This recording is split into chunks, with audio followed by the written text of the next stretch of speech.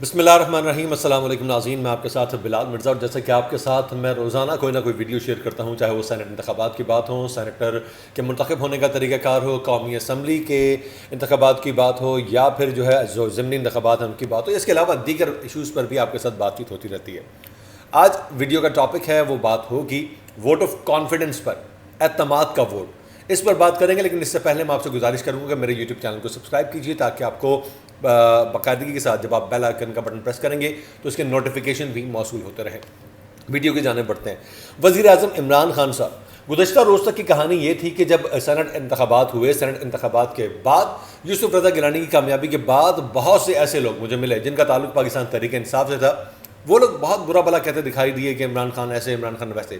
اس کے very next day, یعنی گزشتہ روز جو کل شام کو عمران خان صاحب نے آ کے خطاب کیا، اس خطاب کے بعد سب کے دماغ چینج ہو گئے۔ وہ لوگ جو کہ عمران خان کے بارے میں کبھی کوئی کچھ کہہ رہا تھا، کوئی کچھ کہہ رہا تھا، ان کے تمام تر لوگوں کے دماغ بدلے، اور ایک نیا معاملہ سامنے آیا جو کہ میں نے دیکھا۔ اس میں یہ تھا کہ خان صاحب نے جو خطاب کیا تھا، اس خطاب کے اندر انہوں نے یہ ثابت کر دیا کہ انہیں اس سیٹ کی بھوک نہیں ہے، نہ وہ وزیر اعظم رہنا چاہتے ہیں۔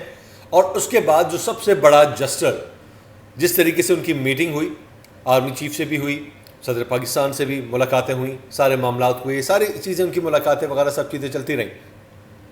اس کے بعد جو بات سامنے آئی کہ وزیر اعظم اعتماد کا ووٹ لیں گے، وزیر اعظم اعتماد کا ووٹ لیں گے، تو اس بات سے ثابت ہو رہا ہے اگر وزیر اعظم اعتماد کا ووٹ لینے میں کامیاب ہوتے ہیں تو اس سے بات ثابت ہوگی کہ یہ اسمبلی میں جو لوگ موجود ہیں ان پر اعتماد کرتے ہیں، اور وہ آگے پھر کنٹینیو سلسلہ چل پڑے گا۔ لیکن اگر اعتماد کا ووٹ لینے میں کامیاب نہیں ہوتے تو اس صورت میں کیا ہوگا؟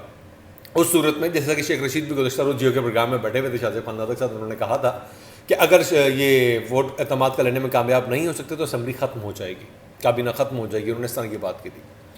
لیکن جب تک کوئی دوسرا وزیر اعظم نہیں آتا تب تک وہ اپنا کام کرتے رہیں گے۔ بہرحال یہ تو ایک الگ چیز ہے۔ میں کچھ بات کرنا چاہ رہا ہوں اس خطاب پر جو وزیر اعظم عمران خان نے کیا۔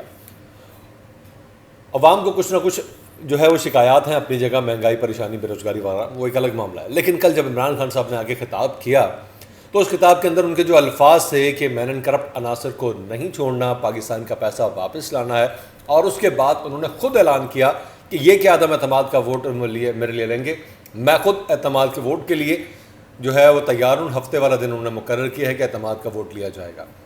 اس اعتماد کا ووٹ لینے کے لیے سمجھ لیں وزیر اعظم عمران خان نے اپنی تمام تر چیزیں رسک پر لگا دی ہیں۔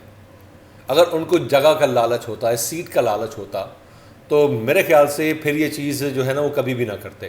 تمام تر فیصلے دیکھنے کے بعد انہوں نے سارے فیصلوں میں سے جو سب سے ایک اہم فیصلہ نکالا وہ یہ تھا کہ میں اعتماد کا ووٹ لوں گا۔ اگر اعتماد کا ووٹ مل جاتا ہے تو پھر یہ بات ثابت ہو جاتی ہے کہ سینٹ انتخابات کے اندر جو وہ ویڈیو آئی تھی حیدر گیلانی کی، یوسف رضا گیلانی صاحب کے صاحبزادے کی، وہ ویڈیو واقعی سچ تھی۔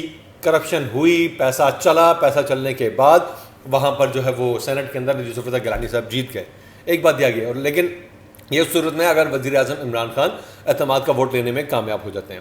دوسری جانب ایک چیز میں گزشتہ روز سے دیکھ رہا ہوں، سما ٹی وی پر بھی چل رہی تھی، اس کی میں ویڈیوز دیکھ رہا تھا، اس کی کلپس آ رہے تھے سامنے کہ شہباز شریف آتے ہیں تو الیکشن کمیشن کا جو نمائندہ وہاں پر بیٹھا ہوا ہے وہ کھڑا ہو کے ان سے ملتا ہے، ایاز صادق صاحب آتے ہیں ان سے کھڑا ہو کے ملتا ہے، لیکن عمران خان صاحب آتے ہیں تو بیٹھا رہتا ہے۔ میرے خیال سے ان کے جو الیکشن کمیشن کے جو بھی نمائندگان وہاں پر موجود تھے ان تمام کو کہیں پر بھی کسی بھی شخص کے لیے کھڑا ہونا بنتا ہی نہیں تھا۔ وہ اپنے کام کے لیے اپنا کام کریں اور اپنے کام کرنے کے بعد جائیں۔ جب آپ اس طرح کی حرکتیں کریں گے، ایسے جسٹرز دیں گے، تو ظاہری بات ہے باتیں تو آئیں گی، بکنے کی جو باتیں پھر عمران خان صاحب صحیح کہتے ہیں کہ آپ لوگ جو ہے وہ ہارس ٹریڈنگ کر رہے ہیں، پیسے چلا رہے ہیں۔ زرداری صاحب نے کہا ہے کہ ہارس ٹریڈنگ ہوئی ہے لیکن اس لیول کے نہیں ہے، بہت کم ہوئی ہے۔ تو یہ سب کو پتہ ہے ہارس ٹریڈنگ ہوتی ہے، اس کے اندر کام ہوتے ہیں، ثبوت آتے ہیں نہیں آتے سامنے، ایک الگ بات ہے۔